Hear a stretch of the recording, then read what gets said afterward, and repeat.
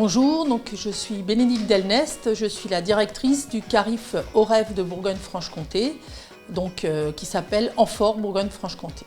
Amphore avait été associé aux travaux préparatoires à l'élaboration du PRIC en région Bourgogne-Franche-Comté et donc a travaillé aux côtés de la région et de l'État pour préparer ce pacte régional. Et puis ensuite, tout naturellement, finalement, l'État et les régions ont demandé à Amphore d'être partie prenante des travaux. Et bien sûr, on a répondu favorablement pour accompagner cette mise en œuvre. Donc, si je devais résumer, en fait, Amphore a un rôle de facilitateur dans la mise en œuvre des actions du pacte régional, alors sur les champs qui sont dans son domaine de compétences.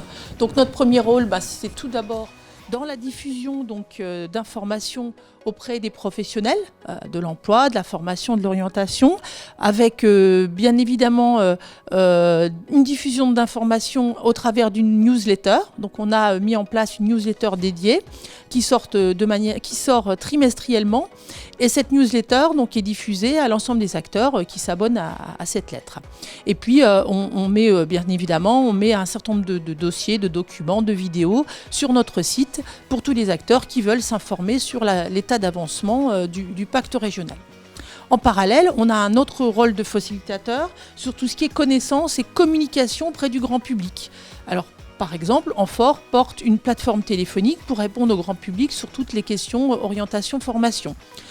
Amphore est également copilote d'un portail orientation emploi-formation qui permet aussi d'aborder toutes les questions que peuvent avoir le grand public sur les campagnes de formation, sur les formations qui sont lancées par la région dans le cadre du pacte régional et puis évidemment par celle de Pôle emploi. Et puis ensuite, Amphore va aussi avoir un rôle dans l'animation de groupes de travail. Donc on est par exemple dans l'animation d'un groupe de travail qui concerne un espace d'analyse partagée avec l'ensemble des partenaires et professionnels emploi, formation, orientation.